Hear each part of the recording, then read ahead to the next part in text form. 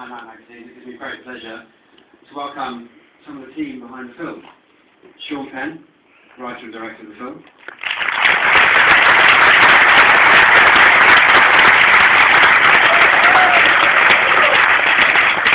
Daniel Hirsch,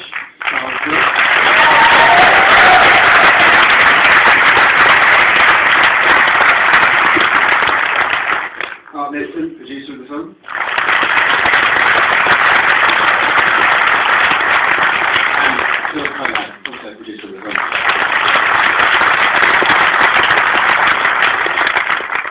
Right, there's loads to talk about. I'm going to dive straight into one of a particular scene in the film, actor relationship. So I want to ask you about the moose first. Later on in the film, there's a fantastic scene where your character's out in Alaska and shoots the moose and then has to deal with everything the character's promised himself up until then, which is take this animal apart and survive off it. And obviously, everyone here's seen the film, and we see you putting the thing to pieces, trying to deal with it, trying to remember those words that have been told to you as well before about not letting the maggots, not letting the flies hit the meat. I wonder if you could tell me, Emil, explain how you worked on that particular scene and how you worked on it with Sean as well, and then maybe we could move on to Sean. Sean, maybe through explaining that scene, give us a sense of what you were expecting of Emil with this film. The moose was a very intense sequence to shoot.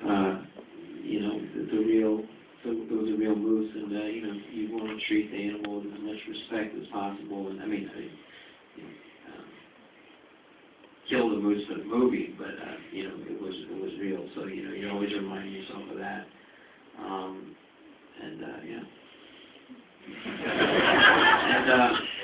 It was rough,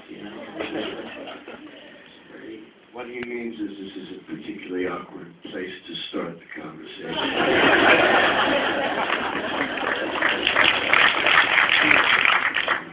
The reason I started initially was I was trying to get at the authenticity, which I'm assuming you were trying to get at.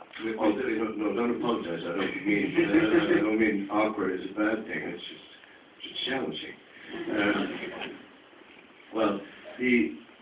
There was. The way it extends out to all of the approach to it is really that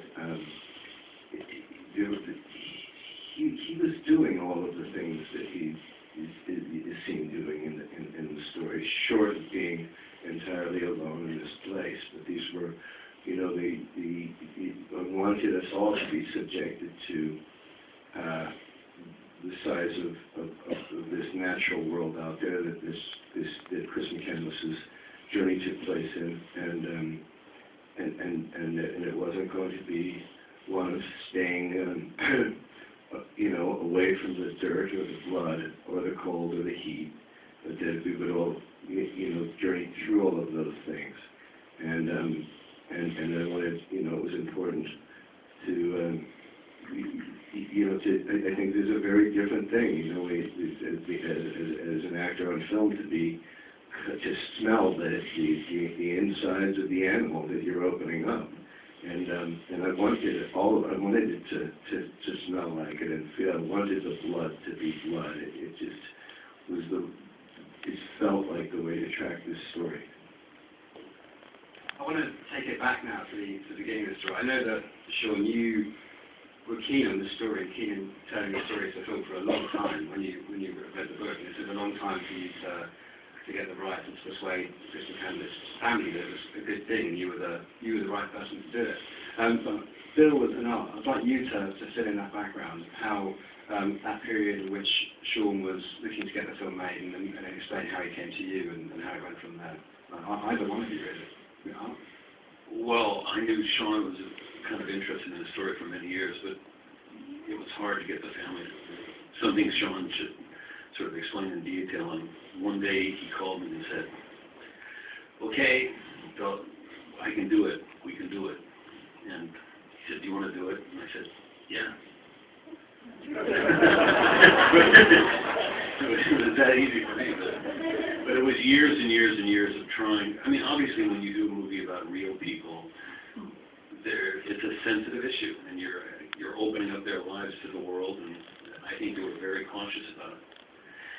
And ultimately, he chose the right guy to tell it. I wonder, Sean, if you could go back and explain about when you first read the book and what it was that grabbed you personally, made you think it would make a good, particularly good story. A story that you wanted to tell. Well, it was a judge a book by its cover situation. I saw it in a bookstore. The cover, there was a picture of the bus on it. It was a kind of